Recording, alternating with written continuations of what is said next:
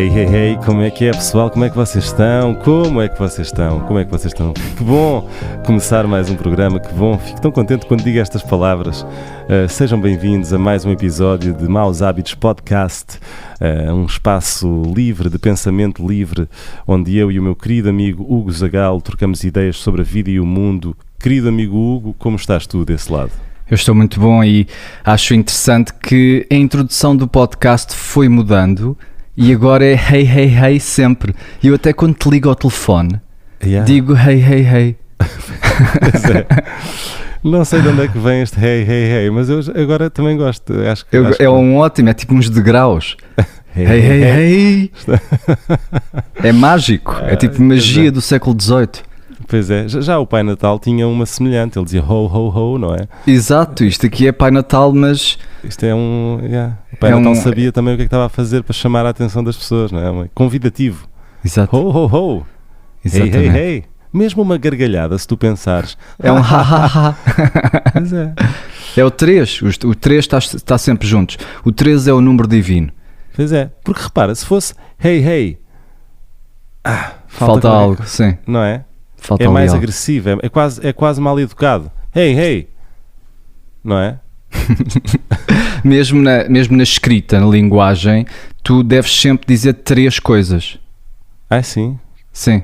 Quando dizes 4 não tem uma musicalidade tão concreta.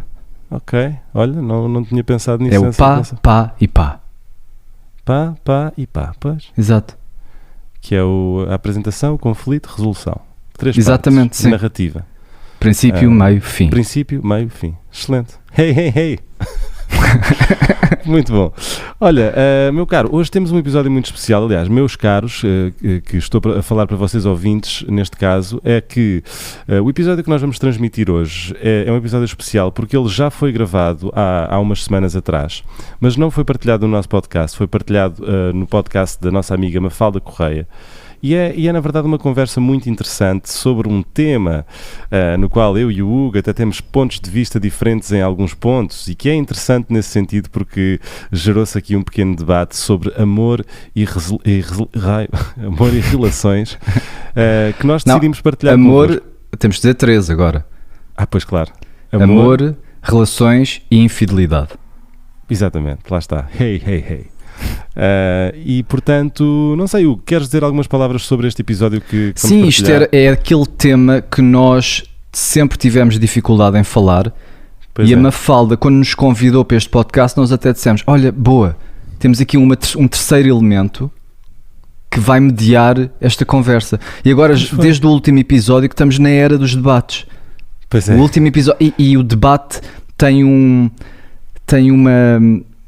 caráter diferente do nosso diálogo habitual. O nosso diálogo habitual é muito a subir. É muito sim, porque sim, pá, pá, pá, pá, pá, pá, pá. É um drop. Conclusão. Exato.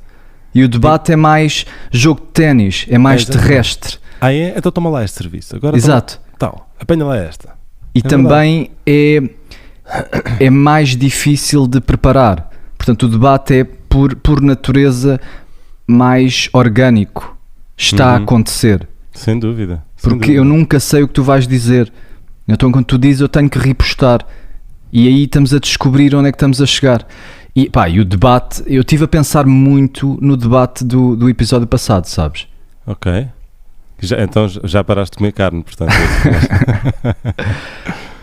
E cada vez mais me divide entre os dois.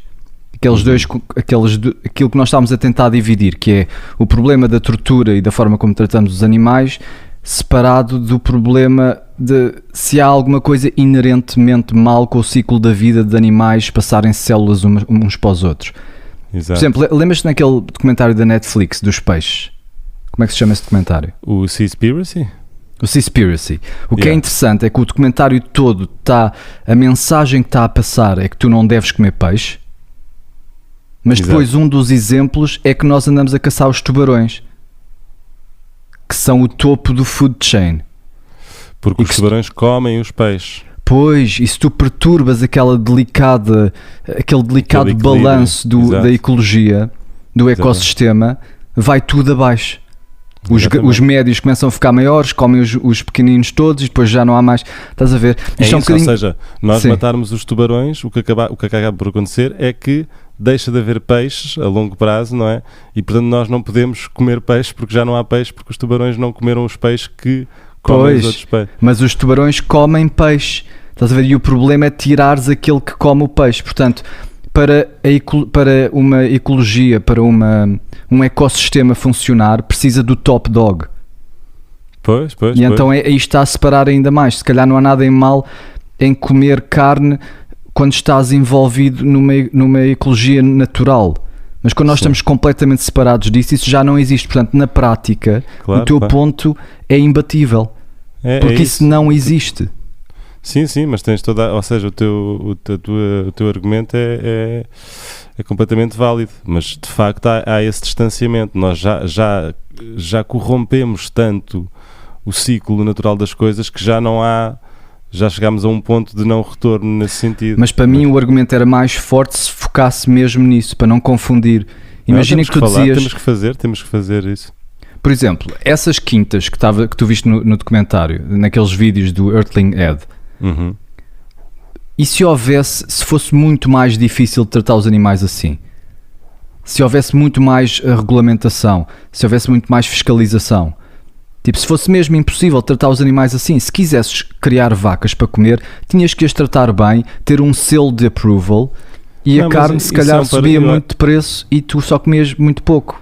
Eu percebo. Sim, porque não? No entanto, eu acho que isso é um paradoxo, porque tratar bem uma vaca para a comer não deixa de ser uma coisa, na minha opinião, na minha humilde opinião, agora recente opinião, contra a natura, porque eu sou da opinião que a vaca não nasce com o propósito de ser comida por nós. E nesse sentido acho que tudo o que envolva uma logística para que a transformemos em alimento, mesmo extrair o seu leite, acho que é errado à partida. Portanto, não interessa o quão bem a gente trata as vacas. Sim, moralmente que a gente não as coma nem beba o leite delas. Moralmente é errado criar um animal, fazê-lo nascer especificamente para o nosso uso. Concordo? Sim, exatamente. Agora, imagina que estás isto é o melhor exemplo. Imagina que estás num sítio onde há muitos veados que estão a destruir o ecossistema, ou coelhos, ou qualquer coisa. E se tu matares alguns, vais ajudar todas as outras espécies abaixo deles. Sim. Tipo, aí já faz sentido. Mas isso é uma hipótese hipotética, não é? Porque não, existem em vários sítios. Por exemplo, na Austrália, não tenho agora exemplos de cabeça, mas... podemos ter, ou seja, admito que haja situações dessas. Isso de facto, isso depois é aquela pergunta de retórica que tu és psicólogo e sabes que estas perguntas são boas para nos fazer pensar, não é? É como aquela pergunta do tu roubarias um banco para salvar a vida da tua filha, não é? Para dar comida à tua filha. Tu matarias alguém se isso salvasse a vida da tua filha, que é muito controverso, não é? E eu acho que é onde a gente vai parar se for por aí, se formos responder a essas perguntas, que ter que matar um animal para a sobrevivência de outros, não é? Ou para a nossa própria, é um bocado este princípio, não é? Vamos parar à filosofia moral. Aliás, vai tudo dar à filosofia. Exatamente. A base de tudo é filosofia. Há uma coisa super interessante. Se tu puseres no Wikipedia qualquer palavra e depois carregares na primeira palavra link desse artigo, vais ter a filosofia. Qualquer palavra. Queres experimentar? Ok, podemos experimentar aqui rapidamente, mas depois eu sugeria passarmos ao outro episódio, até porque temos que fazer aqui uma gestão cuidada do nosso tempo. Estamos bem, acho que... Por favor, avança, mostra-me então. É que isto é mesmo interessante, porque e o nosso podcast também, no fundo, na base, é filosofia. O nosso podcast é filosofia.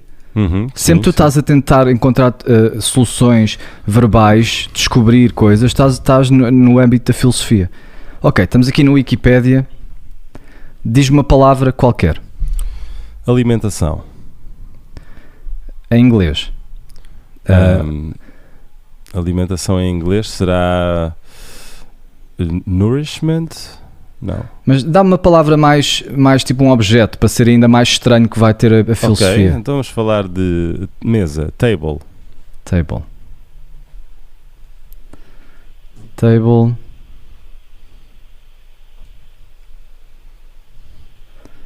Agora não funcionava.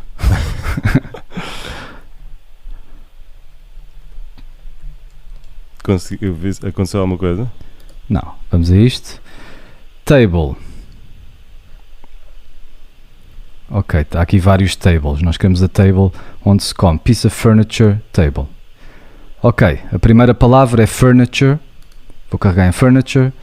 Depois a primeira palavra é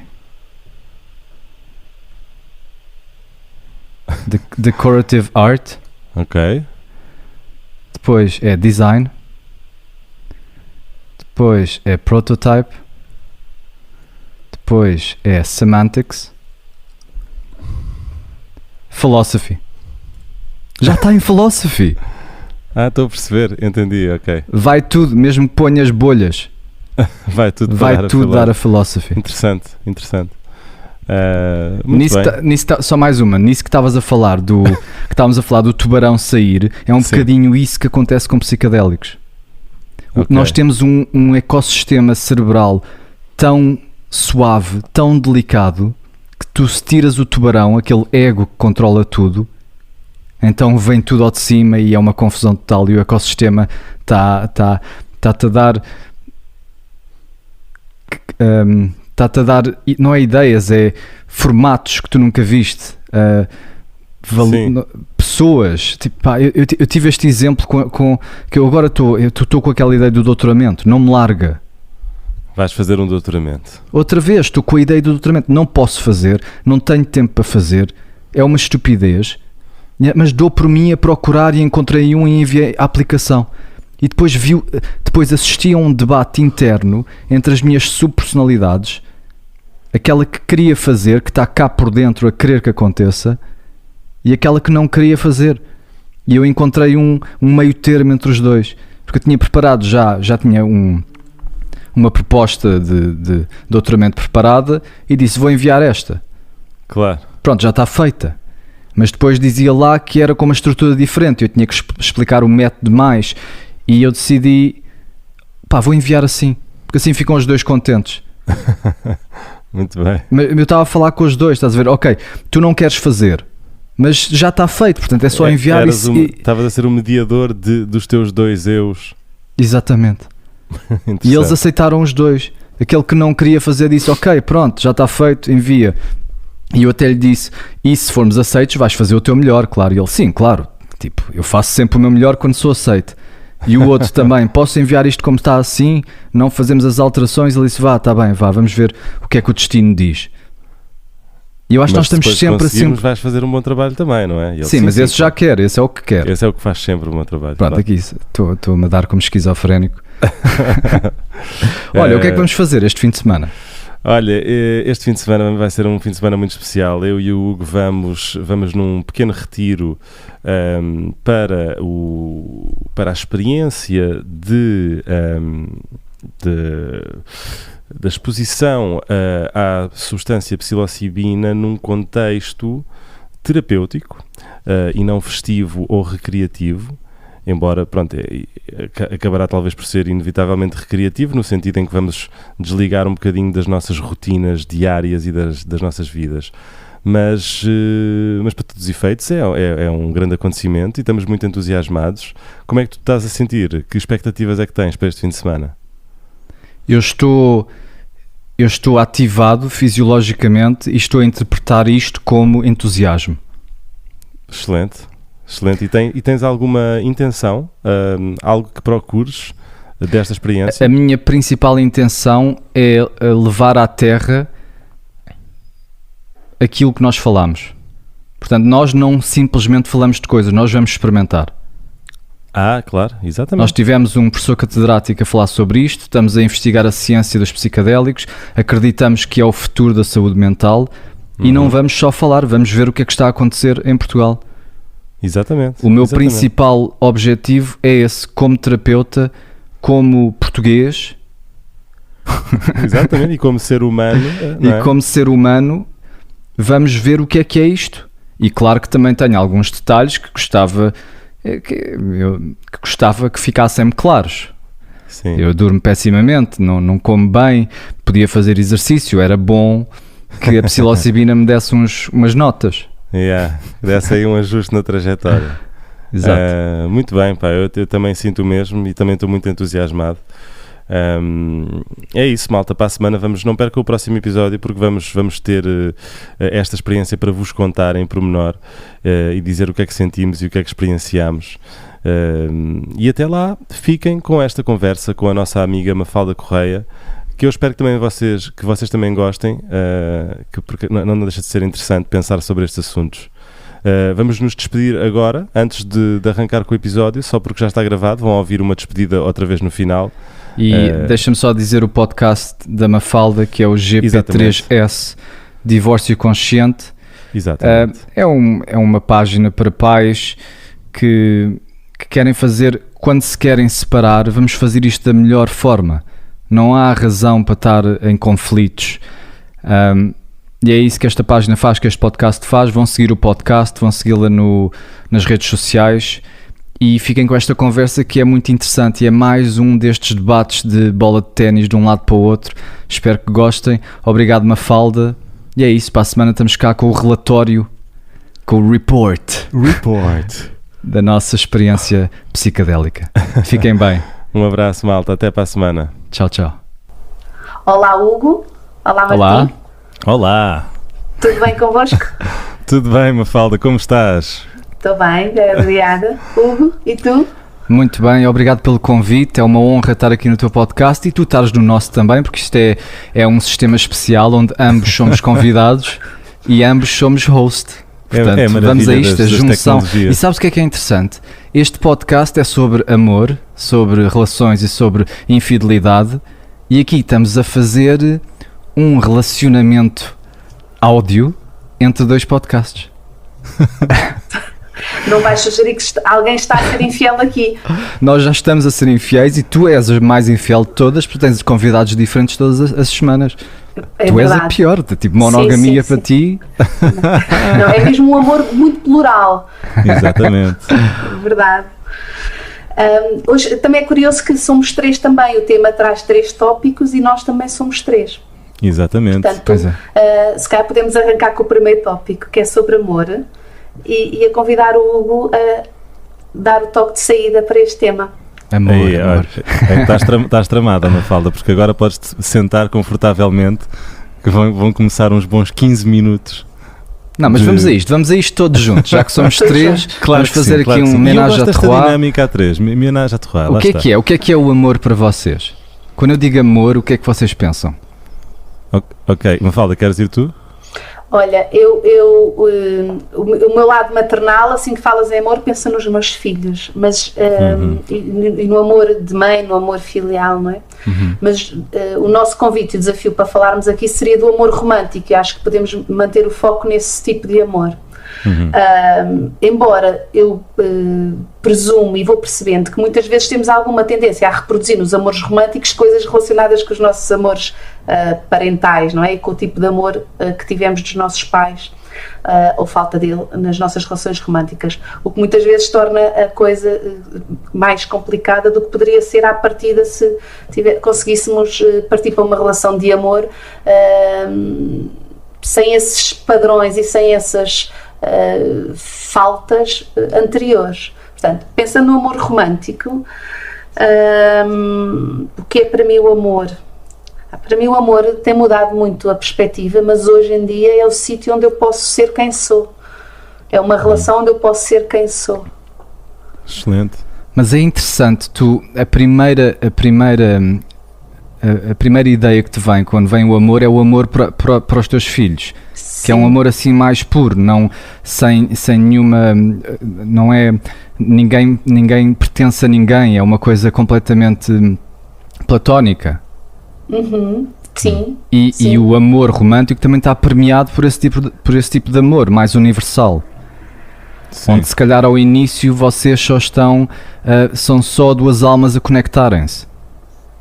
E depois é que temos esta convenção social de nos agarrarmos um ao outro e da monogamia, de ficarmos sempre juntos. Sim, porque eu também julgo que no amor temos tendência a procurar qualquer coisa que nos complete. E isso, ao mesmo tempo que é o que nos aproxima, é o que mais tarde nos vai afastar, que é quando andamos à procura do outro, qualquer coisa que nos preencha, sabendo nós que isso nunca vai acontecer, é uma ilusão, não é? Sim, isso é a ideia do Platão, que ele escreveu no Simpósio, que é aquele mito do nós de antes éramos dois, tínhamos só um corpo e duas cabeças e éramos seres a dois, e depois Zeus zangou-se e separou-nos. E nós andamos a vida toda à procura de ficar preenchidos, de encontrar aquela próxima pessoa. Pai, de certa maneira isso é verdade, porque todos nós somos dois. Se tu pensares, nós somos os nossos pais. Nós somos o fruto de, nem sempre, mas de amor, de poemas, de canções, toda aquela história romântica que aconteceu, que levou à nossa nascença. E então, dependendo da temporalidade que tu vês, se do passado para o futuro ou assim numa temporalidade mais global, nós somos todos a junção de duas pessoas. E depois estamos todos cá por causa disso. Então nós andamos à procura de... Quer dizer, se tu fosses um alien Deus, o que é que tu fazias com dois humanos? Nós somos um puzzle perfeito, nós encaixamos um no outro. Interessante. Diz. Eu estava aqui a tentar arranjar um espaço na conversa só para também dar o meu input do que é que eu acho que é o amor, porque tocaste aí num ponto interessante, aliás tocaram ambos, que é a referência que nós temos, ou seja, quando nós começamos a apaixonar-nos e a ficar pronto, e a criar, a desenvolver esta sensação de amor por outra pessoa, vamos imediatamente buscar as referências que temos, e é curioso como, eu por exemplo no meu caso, e eu não gosto muito de falar da minha vida pessoal, mas neste caso vou abrir uma exceção porque faz sentido para a conversa, aliás será difícil termos esta conversa sem mencionar alguns pormenores da vida pessoal, mas que é a referência dos nossos pais, e eu sou filho de pais divorciados, de pais separados, assim é que é, desde muito cedo, e cresci com a normalidade da minha vida ser essa, não é? Portanto, imediatamente, eu acho que inconscientemente, aliás, tive sempre uma referência clara de que não é preciso estar com alguém para viver e para estar bem. O que me leva a depois, obviamente que independentemente de tudo isso, uma pessoa apaixona-se, é inevitável, e depois tem desilusões e cresce e aprende. E hoje em dia o que é para mim o amor é muito diferente, obviamente, do que era há 15 anos ou há 20 anos atrás. Ao telefone com o Zagal, quando estávamos com o Hugo, quando estávamos aqui a falar sobre a conversa que íamos ter, eu mencionei uma analogia que para mim é a mais bonita do que é o amor, que é a analogia da flor. Provavelmente já ouviste isto, Mafalda, não sei se é alguém como o Dalai Lama que diz esta analogia, que é amar é como apreciarmos uma flor. E quando nós apreciamos uma flor, nós vamos cheirá-la, nós podemos fazer-lhe uma festinha, nós podemos deitar-nos ao lado dela, mas nunca a podemos arrancar. E a partir do momento em que nós arrancamos a flor, ela morre.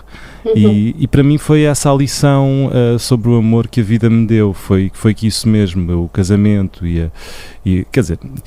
Agora, discutivelmente, poderão dizer que muitos casamentos são felizes, e o do Hugo é um casamento muito feliz, e eu respeito, e ninguém é igual, né? Não há duas pessoas iguais, portanto, obviamente, as pessoas vivem de maneiras diferentes, mas, na minha opinião, acho que o amor é muito mais uma coisa de deixar ser do que de ter, ou de juntar, ou de fazer a dois. Eu acho que o amor é uma coisa que deve ser contemplativa, deve ser uma coisa passiva e não ativa. Não sei como é que eu posso dizer isto de uma forma mais clara, mas portanto a analogia da flor para mim é a definição do amor.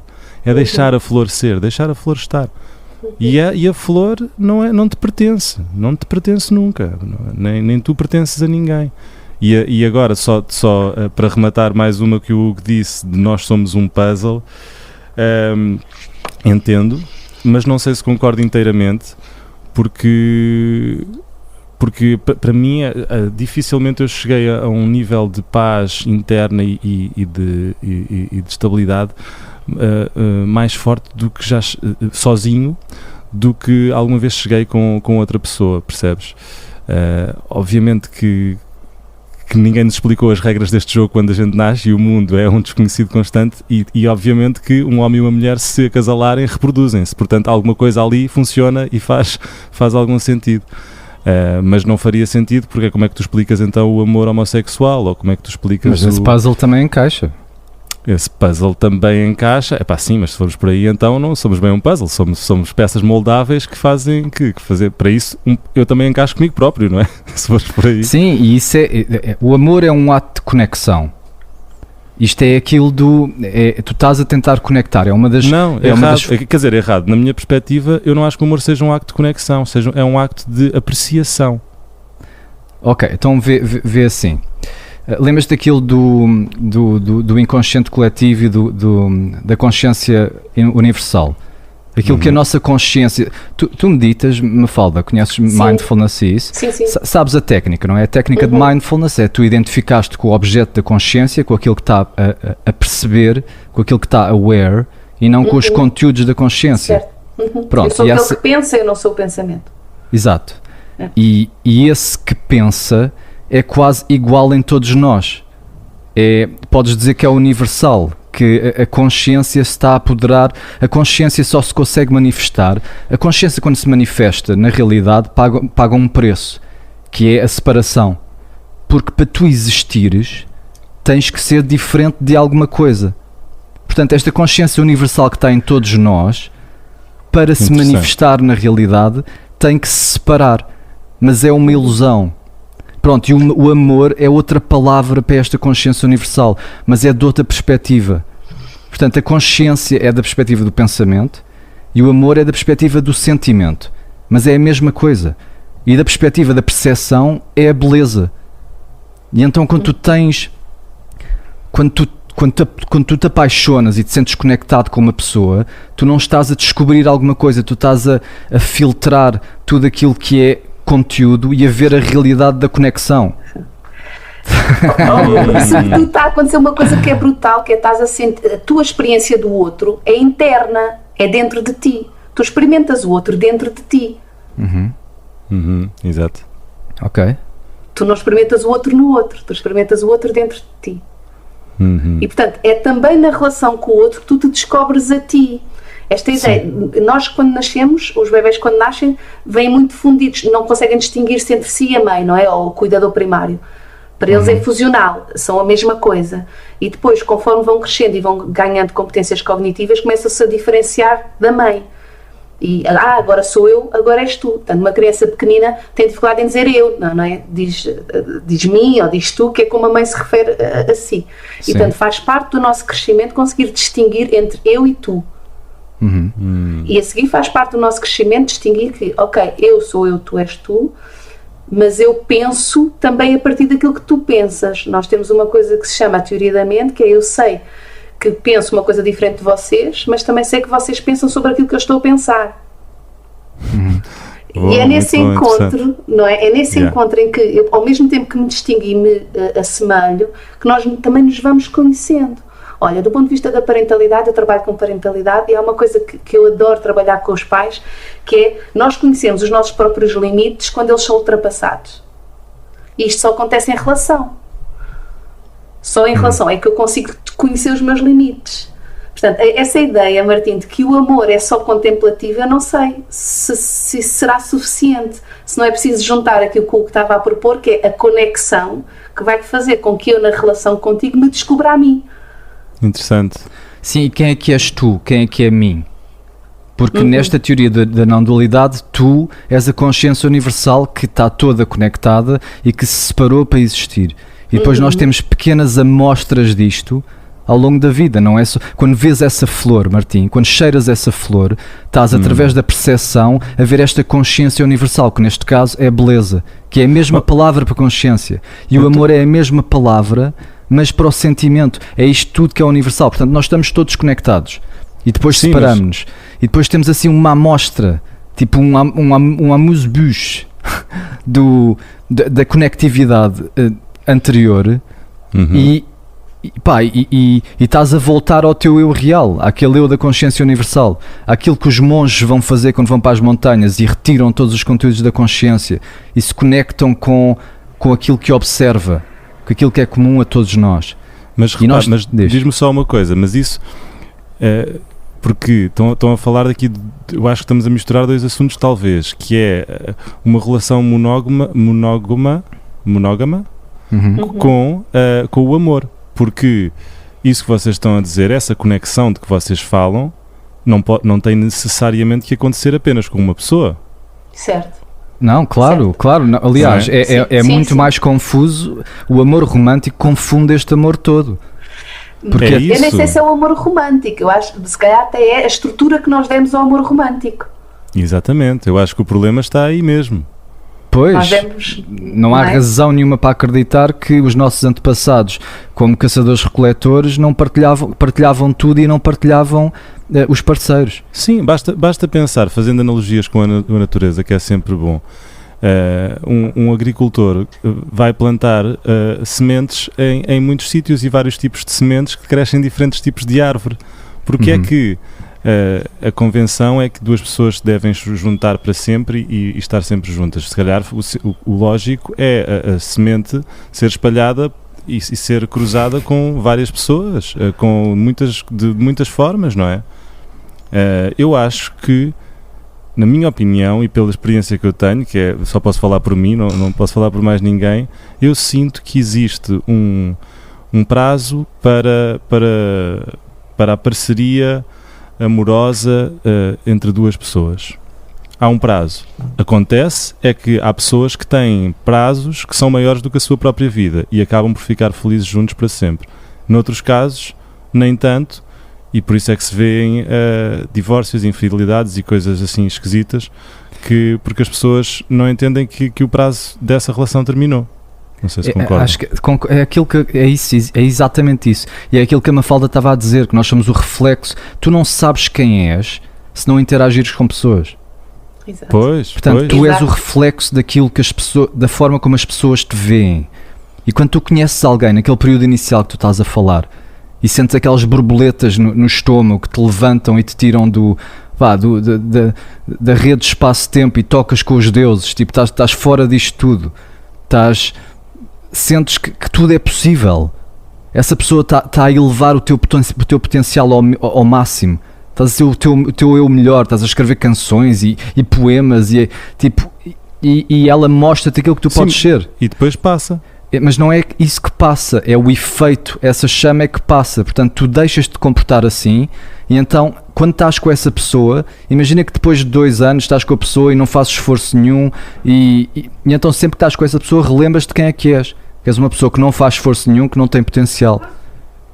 Tipo, não é bem a pessoa, é a forma como tu te tens comportado à frente da pessoa que gasta. Pois, entendo. Mas nessa lógica, então, quanto mais pessoas tiveres, mais te descobres a ti próprio, porque vais despoltar coisas diferentes a cada vez que fizeres isso. Vais ter reflexos diferentes, porque as pessoas são diferentes, a reação é diferente e tu vais-te conhecer melhor. Sim, não tem que ser forçosamente à custa de relações amorosas. Daí também acho eu a importância de, mesmo que haja uma relação monogâmica, a importância que é diversificar os contextos onde estamos, estar com outros casais, estar com outras pessoas, não é? Quando o casal também fica muito fechado só sobre si, pode acontecer, é mais fácil disso acontecer, o que vocês estão agora a descrever, não é? Que é cair num sítio onde eu deixo de me conhecer porque só me conheço com esta pessoa. Pois. E por que não ir um pouco mais longe e pensar que a parceria pode-se permanecer e as pessoas não podem estar amorosamente também com outras pessoas? Pois, naturalmente é isso que acontece. Sim. Isto é uma convenção da sociedade para a qual tu nasceste. Agora, e as coisas estão mal. O problema da sociedade e da ordem é isso. É que te protege e também te dá identidade, porque se não houvesse sociedade tu não sabias o que era ser músico. Portanto, tu nasces para uma sociedade que tem papéis para desempenhar e um deles é o casamento. E esse existe. E, quer dizer, a não ser que inventes uma coisa nova, é difícil, não é? E eu percebo que tu conseguiste encontrar uma fórmula que funciona, mas para a maior parte das pessoas é difícil encontrar esse esquema onde podes... É a mesma coisa que a escola. Tipo, a escola, toda a gente sabe que a escola não é ideal, foi construída no século XIX, mas tu pões a tua filha na escola, tipo, porque não há outra opção. os funerais, os casamentos na igreja, se calhar não és religioso, mas pá, é um sistema que já existe na sociedade. Mas se todos pensarem dessa forma, estamos condenados, certo? Não é estar condenados, é ver o que é que aconteceu. Estamos condenados ao obsoleto, à não evolução. Não, a evolução acontece, mas acontece baseada numa ordem que se mantém, senão é o caos total. E nós gostamos muito mais de ordem do que de caos. Nós gostamos de um bocadinho de caos, um bocadinho de novidade. Tipo, tu vais dormir no silêncio, na tua caminha, tipo, tudo calminho, tudo previsível. Andas num chão que confias, entras num prédio e sabes que foram arquitetos competentes que construíram. E depois vais a uma galeria de arte e vês um bocadinho de novidade.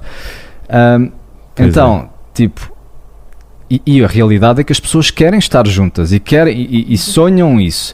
E as convenções sociais também te ensinam, também criam os teus sonhos. Tipo, é inegável isso. E estamos a lutar contra a biologia como lutamos contra muitas outras coisas. Há muitas coisas que são naturais que nós não fazemos. Certo. E também temos que nos lembrar que as convenções sociais também surgiram para dar resposta a alguma necessidade. Elas também não caíram na lotaria. Pois, e a realidade... As convenções sociais apareceram para dar resposta à necessidade, às nossas necessidades. Sim, completamente. E eu até acho, Mafalda, desculpa interromper-te, é só para acrescentar que, felizmente, eu acho que nós estamos a viver numa época em que estão precisamente a expandir-se as convenções. E estamos a assistir ao nascimento de uma nova normalidade e de uma nova aceitação de muitas outras realidades que vão para além do casamento. Sim. Sim. E mesmo o próprio casamento tem vindo a mudar. Há não muito pouco tempo atrás era suposto casar-se virgem. Pois. Hoje em dia, quem é que quer casar virgem? Por amor da santa. Quer dizer, mas sabe lá o que é que vai, primeiro tem que se certificar. É exato. Olha, esse exemplo, Mafalda, foi excelente, porque só mostra tão claramente o caminho em que estamos a ir, não é? Se é permitido... estar com outras pessoas antes do casamento, como não era até agora, porque não será permitido depois disso. Já começa a haver esses movimentos, não é? Estávamos a falar há pouco, um pouco disso também. Já começa a haver alguns desses movimentos em que pessoas, de forma explícita, casais de forma explícita, aceitam que as relações sexuais não sejam exclusivas. Sim.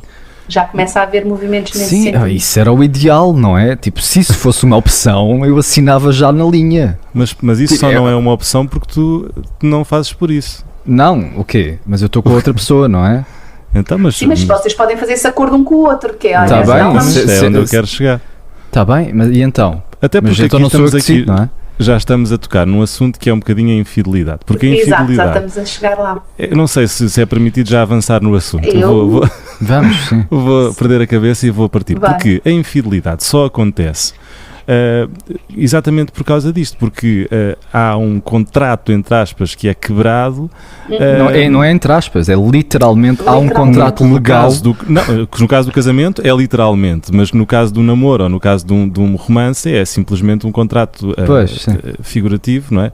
Que é quebrado e só é quebrado e a pessoa só se sente traída de facto porque na sua cabeça tem como dado adquirido que a outra pessoa lhe pertence, que é a premissa errada, é o princípio errado. É claro que uma coisa é um compromisso quando nós estamos, mesmo a traição pode acontecer entre amigos, não é?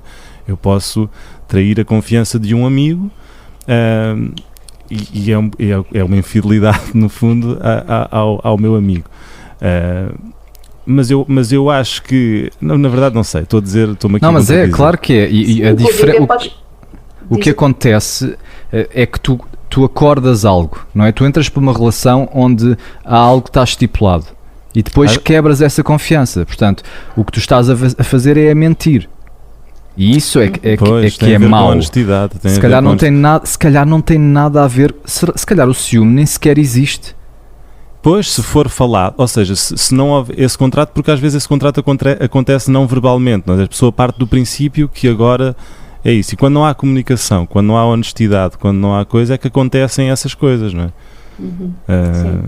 Sim, e tu ias sentir a mesma coisa. Imagina que vivias com um amigo e que ele te roubava uma música tua e a publicava. Pois. Isso ia ser uma traição brutal, que tu ias começar a imaginar o que é que ele fez, exatamente como imaginas quando alguém te trai. Pois é, Sim. pois é. Então é possível que não tenha nada a ver. Houve um antropólogo que foi viver com uma tribo que vive como nós vivíamos a maior parte da nossa evolução.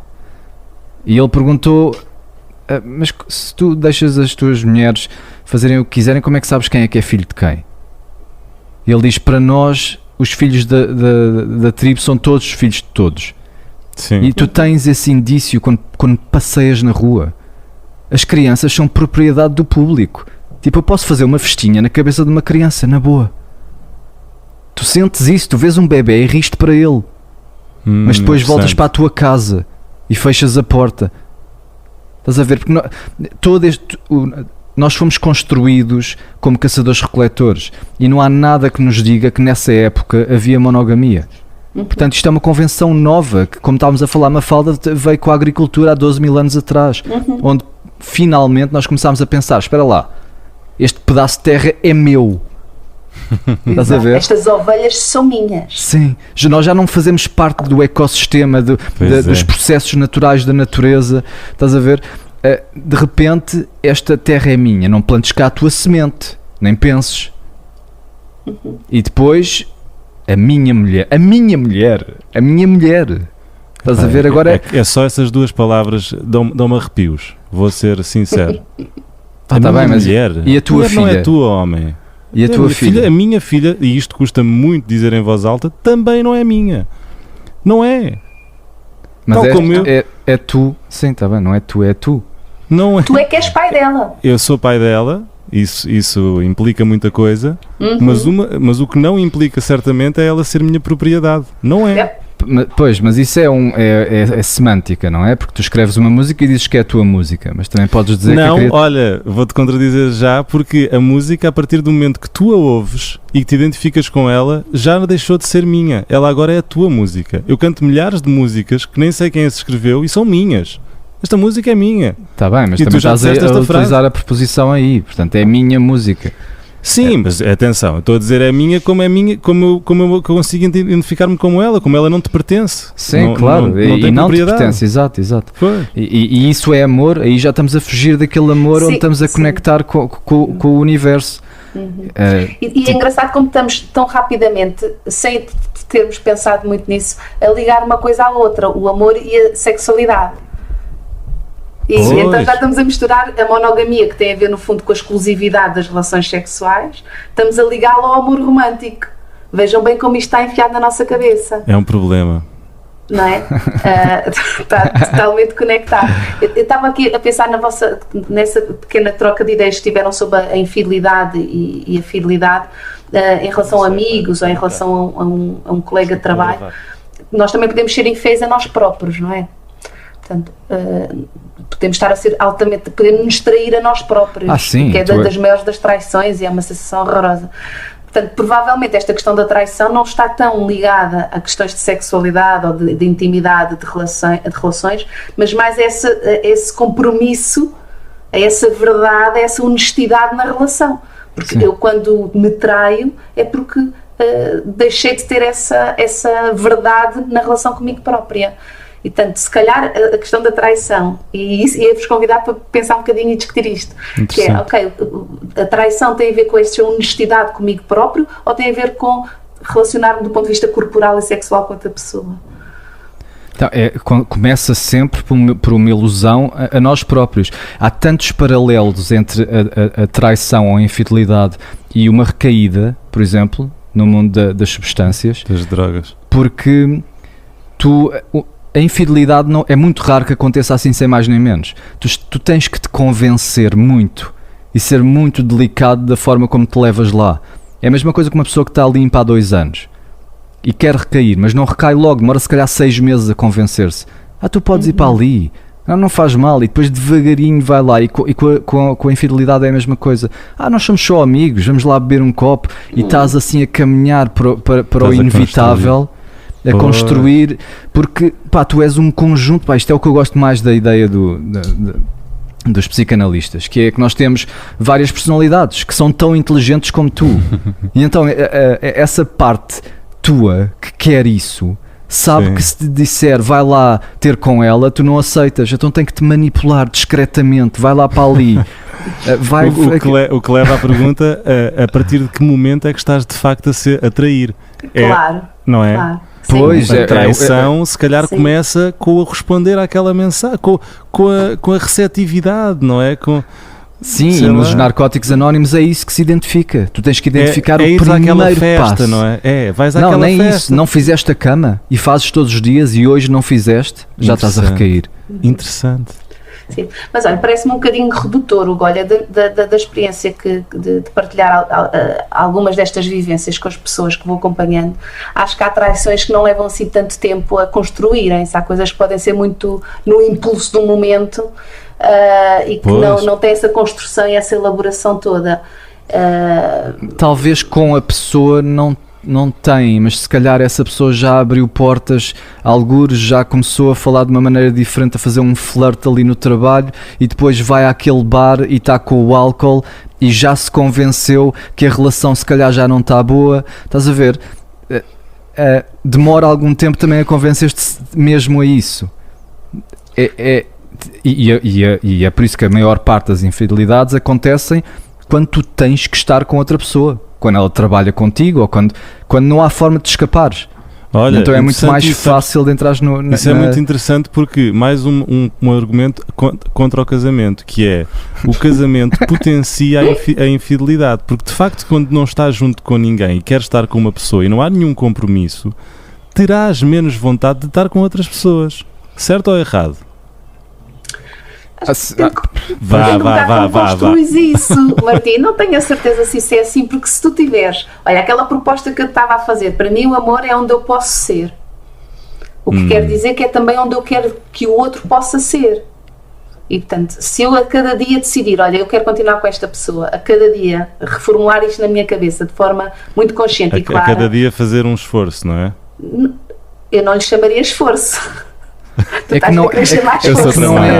não é a pessoa, nós confundimos, é a mesma coisa que confundires os objetos, o conteúdo da consciência com a consciência, e nós confundimos o amor com o objeto do amor. Sim, então tu julgas que amas esta pessoa, mas na realidade estás-te a conectar com o teu eu real, que é o teu eu universal, e então quando essa pessoa deixa de ter esse efeito, deixa de ser novidade e passa a ser hábito, já não olhas para ela, ela já não tem esse efeito sobre ti. Resolução, nunca torná-la um hábito.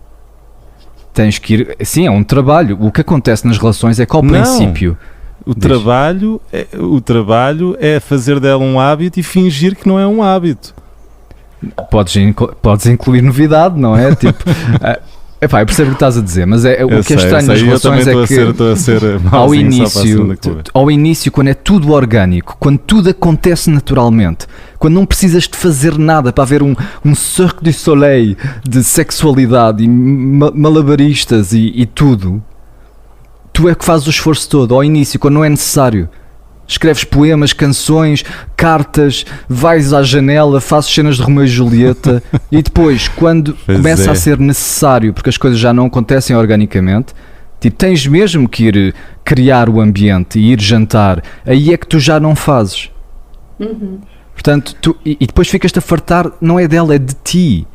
Porque quando estás sozinho, ao menos não tens reflexo nenhum. Até fica enjoado, puto. O quê? Estas conversas. Vocês não falaram disto há pouco tempo? Nós não conseguimos falar sobre isto, Mafalda, não estás a ver? Este é um assunto no-go. Quando tu nos ligaste, a primeira coisa que eu pensei foi, este assunto, porque eu e o Martim é o único assunto que é no-touch. Pois é. Sim. Pois é. Temos que agree to disagree sempre que falamos neste assunto. Não, mas eu agree contigo. Pois. Eu concordo contigo. Mas... é uma realidade que as pessoas querem isso. Este podcast é perigosíssimo. Ok, vamos pensar por exemplo, o Romeu e Julieta. Imagina que eles não tinham morrido. Achas que era a história de amor mais conhecida do mundo? Achas que o amor ia ser infinito e viver para sempre? Óbvio que não. Óbvio que não, exato. Portanto, o amor é uma coisa que é passageira, mas é uma ilusão. É efêmero. Mas não é efêmero. Olha-me esta metáfora que é do Rupert Spira. A paixão é o amor, não é, Martim? Eu acho é que temos aqui de definir claramente o que é o amor, porque eu acho que voltamos a... Vocês estão a dizer que o amor é eterno. É claro que o amor é eterno. Pode ser ou não. Não, o amor verdadeiro, o amor é eterno. O amor é eterno. É tudo. O amor é igual isto é a não dualidade. O amor é a consciência universal da perspectiva do sentimento. E quando tu encontras isto em alguém, porque quando tu olhas para uma pessoa... Não, parem de pôr o amor numa pessoa. Mas esquece a pessoa, não ouviste o ponto. Parem de pôr o amor em alguém. Mas não está na pessoa. Não está na pessoa. Vocês estão a empurrar isso para a pessoa. Não está na pessoa. O amor é o que tu és, é o que eu sou, é o que nos conecta a todos. Isso. Mas nós estamos desconectados dessa conexão porque tivemos que ser manifestados na realidade como um ser separado. E estamos sempre à procura dessa conexão, não é só em pessoas, é na beleza do universo, é nos psicadélicos, é em cada momento que tu tens de flow, onde estás a surfar uma onda e sentes que és um com a terra. Estás a ver? Só que isto é a realidade, a ilusão é que não há isto. É a mesma coisa que os budistas que vão meditar e que percebem que a realidade é aquela awareness, aquela consciência, mas nós perdemos-nos no papel. Isso. Como aquilo do Johnny Depp, lembras-te? Pronto, sim, é o ator a fazer de ator. Pronto, é o Johnny Depp a fazer de quem? Dá-me lá um ator, tu agora, Mafalda, para fazermos com outro. Um ator com um papel. Um ator com papel? Sim. Eu não sei se estou a perceber o que é que me estão a perguntar. Podes dizer o Johnny Depp a fazer de Eduardo Mãos de Tesoura, mas podes dizer o Robert De Niro a fazer de... sei lá, Meet the Fockers. Terrível exemplo. Olha, está-me a vir à mente o Leonardo DiCaprio naquele filme da Ilha. Ok, perfeito. Okay, boa. O Leonardo DiCaprio é a consciência universal. Mas como tem que ser manifesta na realidade, é o personagem. E está tão imerso no personagem que tem que acreditar que o personagem é que é real. Mas na realidade o Leonardo DiCaprio sabe que é o Leonardo DiCaprio. Mas como é muito bom ator, está perdido no personagem. Isto é aquilo do Alan Watts, isto é o Tao, não sei o quê, não sei como é que se diz em português. E o amor é outra perspectiva para isto. Portanto, quando tu sentes conectado àquilo que todos somos, que é aquela conexão universal. Mas não tem a ver com a outra pessoa. Imagina que está tudo junto, depois separa-se tudo e depois tu tens um momento de conexão e sentes-te íntegro. Não tem que ser com uma pessoa. Estás a ver? E isto é a realidade. Nós achamos que é passageiro. Imagina um céu. Isto é aquilo de Rupert Spira. Imagina um céu e o céu é este amor universal, é esta consciência universal, esta beleza universal. E tens nuvens, que são os teus pensamentos, emoções, percepções, aquilo do personagem da praia, que não é o Leonardo DiCaprio. E depois entre as nuvens, às vezes vês uma abertura para o céu. E julgas que isso é que é o extra. Quando o extra está a ser tapado por tudo o resto. Estás a ver? Pá, MDMA. Fogo. Pá, tu estás a falar com um Uber, com um homem do Uber, e estás a sentir amor por ele. E amor é não querer nada em troca. É simplesmente estares duas coisas que foram separadas a juntarem-se outra vez e a sentires aquilo que queres que ele floresça. E noutras condições, quando não tens o MD, ou não sei se conheces esta substância, Mafalda, não, também não vale a pena estar. Estás tapado, não estás presente para isso. E isso é o que acontece nas relações. Ao princípio tens uma brecha nesta fábrica, nesta textura da realidade, e vês o céu para além das nuvens. E depois fica mais nublado e essa pessoa deixa de ter esse efeito sobre ti. Pronto, mas tu podias mandar isso para ela outra vez. Porque se tomasses um MD e olhasses para a tua mulher de quem estás farto, se calhar ias conseguir ver amor aí outra vez. Estás a ver? Mas é claro que a novidade, pá, porque a consciência está aqui para ver a novidade. Os hábitos acontecem automaticamente. E depois a consciência está aqui para ver o potencial do futuro e tomar decisões. E então, quando uma coisa te aparece à tua frente várias vezes, como a tua mulher, ela vai para o hábito. A consciência já não conecta com ela. E então, se aparecer uma nova, aí já conecta, a tua atenção já está capturada. E o meu ponto é, digam-me vocês. Eu não sei qual é o teu ponto, mas uma coisa me ocorreu no meio disto, que é, eu acho que se pode resumir a dois problemas principais, que é o medo e a preguiça. Porque ficamos com medo do desconhecido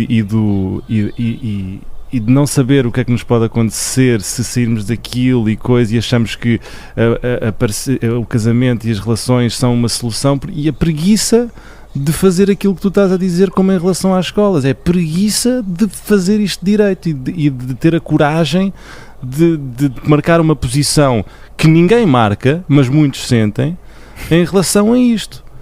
És um pioneiro. Sou pioneiro.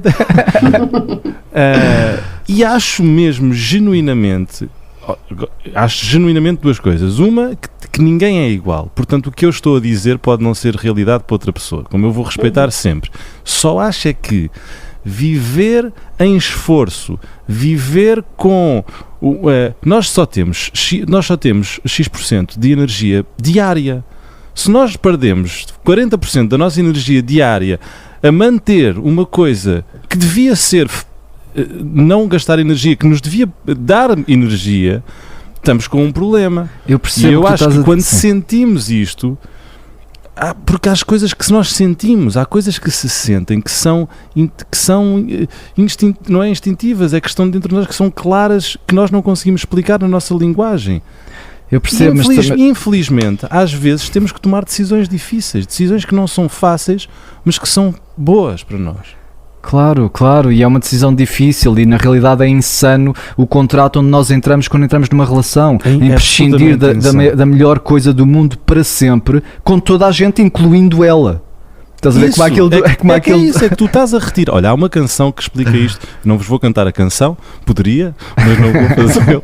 Mas há uma canção de um cantor que eu adoro, que é o Rodrigo Amarante. Na verdade, a letra nem sequer é dele, é de um tipo francês cujo nome eu não sei, que se chama O Não Pedido de Casamento.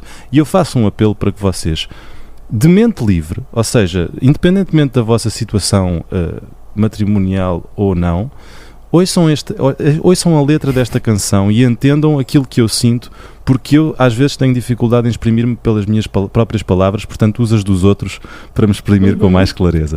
Ouçam a canção O Não Pedido de Casamento, do Rodrigo Amarante, e vão entender com clareza aquilo que eu sinto em relação ao casamento. Façam pausa. Não, mas desculpem, que este de facto é um assunto que eu fico nervoso com este assunto. Sim, nota-se um bocadinho, Martim. Pois é, desculpem. Em relação à questão do esforço, isso depois é paradoxal, porque também novas conquistas também exigem imenso esforço. Sim, não, então Martim, é um alívio. As pessoas, eu sei que tu disseste toda a gente é diferente, as pessoas sentem um alívio quando se casam porque a escolha deixa de existir. Sabes aquela escolha que é infinita, que estás numa relação que é um namoro, sim. E não sabes... Isso eu entendo, isso eu respeito. Pronto, e casas e dizes, ok, pronto, vá, é esta, vamos para a frente, agora tenho um filho, tem que ser esta. E isso também te tira muito do... tira-te... Mas agora, eu concordo com o que estás a dizer, claro, mas tu disseste o vamos para a frente. O vamos para a frente... que é que tu depois disseste, temos um filho e depois, então... O ideal era conseguir manter isso, porque a realidade é que nós já não vivemos em tribos e vivemos em casas, portanto a família nuclear tornou-se na próxima tribo e tu queres o máximo de estabilidade possível, portanto o ideal era ter isso e poder dar umas voltinhas de vez em quando, tipo os dois a acordarem isso honestamente. Eu entendo totalmente o teu argumento, brother, mas eu acho que pode haver pessoas cuja família nuclear e isso que tu estás a descrever não é o objetivo de vida delas. Claro. E que essa tribo caseira que tu estás a querer criar, as pessoas viverem em casas, se calhar há pessoas que gostavam de não viver numa só casa, de viver nómadas, de estar sempre a viajar, de não ter uma família nuclear, de não ter exatamente isso. Pois, e as pessoas podem fazer isso, tipo, tu também podes fazer isso. Nós estamos a tentar explicar porque é que as pessoas escolhem, mesmo contra esta força toda da biologia. Mas nem todas escolhem. Sim, mas há uma grande maioria, aparentemente, olhando para a nossa sociedade e para a nossa estrutura. A taxa de divórcios é de 60%, há uma grande maioria que está separada. Sim, mas a taxa de recasamentos também é enorme. Martim, as pessoas continuam à procura disso, apesar de tudo. Portanto, o que tu sabes que podcast em que podcast é que nós estamos? Pessoal, vão-se já divorciar, nem sequer lutem pelo casamento, que isto é desnatural. Desculpem, vocês puxam por mim e eu vou por aí fora. É que vocês estão... Se pensarem nisto com mais filhos, Martim, repara, tu estás a fazer isso, ok, sem filhos ou com um filho. Agora, eu tenho 6 miúdos cá em casa. A minha irmã, a minha filha também tem uma meia-irmã que está com o pai dela semana sim, semana não, e está também comigo, e estamos todos bem, e somos felizes. Certo. Pois, eu sei que tu és feliz, o problema é que tu és um outlier. Tipo, não é assim tão fácil de encontrar o esquema que tu encontraste com as pessoas certas. Eu sei, eu estou a dizer é que a razão porque não a sociedade... amas o teu meio-irmão? Espera. Claro, isso não tem nada a ver. A razão porque a sociedade escolheu isto é porque isto é real. As sociedades que não são monogâmicas não se dão tão bem. Porque é um problema, porque as pessoas não são tão razoáveis quanto tu e quanto a tua mulher. Quanto a mulher com quem tu tiveste, que não é tua. Estás a ver? E isto é real. Pá, um dos problemas é que se tu deixasses isto de ser um free for all, havia muitos homens que não tinham ninguém. Tipo, o que nós encontramos é como temos tanta gente, pá, toda a gente tem direito a um. E isto é para que acabaste de ser horrível, Hugo. Não, mas é real, isto é uma teoria. Eu só acho que o que está errado é a premissa desta conversa ser baseada no facto de o casamento ser a norma. Vocês têm noção que há muitas pessoas que não são casadas, não é? Que se não, o casamento não é a norma, o casamento é uma novidade. A norma é vivermos em tribos... Não, isso era a norma há 50 anos. Não, mas isso é a norma. A norma é vivemos em tribos sempre a partilhar tudo, incluindo parceiros. Isso é a norma. 90% da nossa evolução foi assim. O casamento é uma novidade. Ok, sim, exatamente. Sim, agora, o que é uma novidade também é vivermos em cubículos feitos de cimento. E então, o que a instituição do casamento fez foi adaptar-se a esta nova realidade do ambiente. Sim. E, no geral... é melhor ter esta convenção social do que não. E tu vês isso quando olhas para sociedades que não são monogâmicas, onde um homem pode ter 7 mulheres, por exemplo. Sim, mas bolas, também estás a ir buscar exemplos tramados, pá. Não, mas eu estou a concordar contigo. Eu estou a concordar contigo. Sim. Olha, eu vou acrescentar aqui mais uma confusão, que é nas sociedades que não são monogâmicas, se repararem, a poligamia é só no sentido de um dos géneros. É um homem com muitas mulheres ou, muito raramente, uma mulher com muitos homens. Nunca ou não temos conhecimento disso, de tanto homens como mulheres, cada um ter variedíssimos parceiros. A não ser, lá está aquele exemplo, se calhar raro, aqui no nosso planeta, Hugo, da tal tribo que continuam funcionando como tribo, no fundo uma família alargada em que toda a gente pode relacionar-se intimamente uns com os outros, e as crianças são toda a gente, não é? São da tribo. Sim. E só nesse circuito em que, ok, afinal somos uma família alargada, é que isso pode funcionar. Pois é. E há muitas coisas que nós adaptamos para a sociedade do presente. Exato. Que tem propriedade, que tem casas, tem terras, tem carros. Como é que nós tratamos da propriedade? Mas o que o Martim está a dizer é quem é de onde? Aquele relâmpago de conexão divina que tu encontras com aquela primeira pessoa, que só consegues ter uma vez. Por mais jogos sexuais que façam e personagens, nunca vais reviver aquela coisa inicial que tiveste. Estar a prescindir disso, que é o néctar dos deuses, que é talvez a coisa melhor do mundo, será que vale a pena prescindir? Se ambos concordam que... Exato, mas não só, podes pensar mais longe, como, imagina, quando conheces um amigo, quando estávamos na escola, fizemos amigos, não é? Que são nossos amigos para a vida toda. Mas eu mais tarde conheci outros amigos que também são meus amigos e que, só por terem aparecido mais tarde, não deixam de ser importantes. O meu amigo da escola vai ser o meu amigo da escola para sempre. Pois. Faz algum sentido agora, só porque eu conheci a mãe da minha filha ou conheci alguém primeiro, essa pessoa ser para sempre, não pode ser também esse papel, tal como um amigo da escola? Eu percebo, claro que pode. O problema é que tu não és imune às convenções sociais. Tipo, quando tu te casaste, tu sentiste aquilo tudo. Problema. Tu sonhaste com a tua mulher antes, uma vida juntos no campo a plantarem batatas aos 70 anos. Sim, estás a ver? Esse sonho existe. E obviamente que não será uma visão agradável a mãe da minha filha com outro homem, mas também é uma visão que eu não preciso de ter. Só tenho se quiser. Claro, eu Só tem que percebo se isso quiser. tudo. E até pode ser, há pessoas que até podem achar agradável. Ou seja, onde eu quero chegar não é por isso que a conexão que eu tenho com esta pessoa vai ser mais ou menos... Isso não deveria abalar a conexão que eu tenho com essa pessoa. Pois, é estranho. Tu apaixonas-te por alguém, queres-te casar por causa daquele sentimento e depois concordam os dois que nunca mais vão sentir a razão pela qual vocês se querem ficar juntos para sempre com mais ninguém. Pois é. O que é que achas, Mafalda? O que é que achas disto? Olha, eu acho que isto tem a ver com forças contrárias e contrárias, opostas, até às vezes muito extremadas, de coisas que nós sentimos dentro de nós.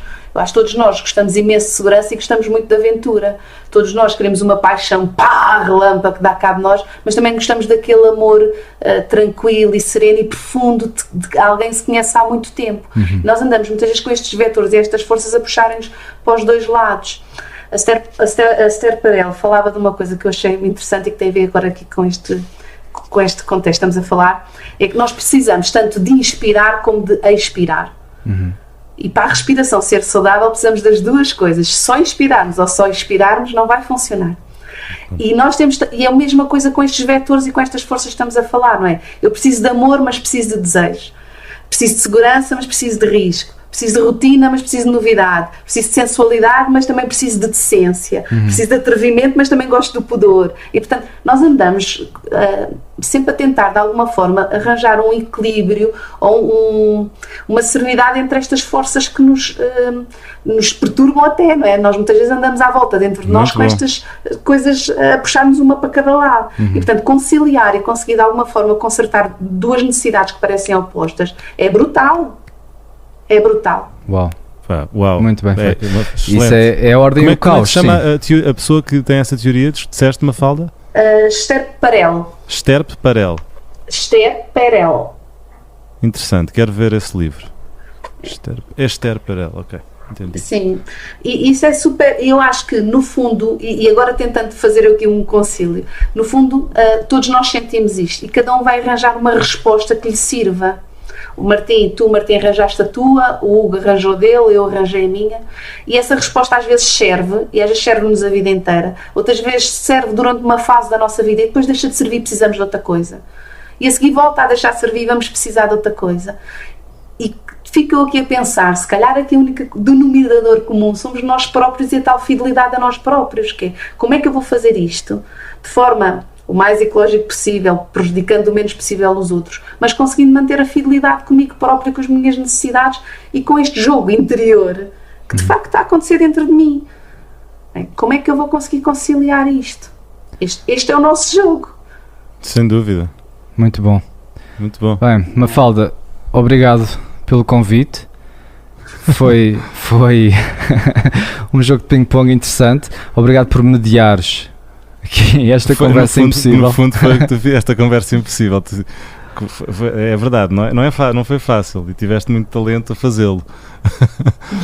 Eu gostei muito de estar convosco, mesmo muito. Foi um prazer conhecer-vos, ter esta conversa. Vocês inspiram-me imenso e as vossas conversas entusiasmam-me e, portanto, poder agora aqui assistir online, assim, em direto, foi espetacular. Agradeço-vos imenso. E eu digo mais, eu sinto o mesmo e queria apetecia-me ficar a falar porque agora apetecia-me continuar esta conversa, porque eu sinto que estávamos aqui a caminhar num consenso ou num entendimento ou numa aceitação uns dos outros que no início da conversa não estava a sentir. Portanto, sinto que de alguma maneira isto foi terapêutico também para mim. Portanto, obrito, Mafalda, por teres sido responsável por isso. Que bom, Martim. Okay. Mesmo de verdade. Sim. Isto é o ponto da relação, não é? É quando não estamos à procura de impor nada a ninguém, mas podemos ter um sítio onde nos vamos conhecer. Curiosamente era o que estávamos a falar ao início, que é, neste momento nós os três conseguimos trazer para a relação a verdade de cada um e partilhá-la, e ninguém estava preocupado em tentar mudar a verdade do outro. Exato. Isso é espetacular. Eu confesso que houve um momento que eu queria tu mudar a voz. Tu tentaste um bocadinho, Martim, mas foi só um bocadinho. Mas depois resignei-me, não foi? Aceitei. Foi um bom exercício. Obrigado, Hugo. Obrigado, Mafalda. Obrigado, Martim.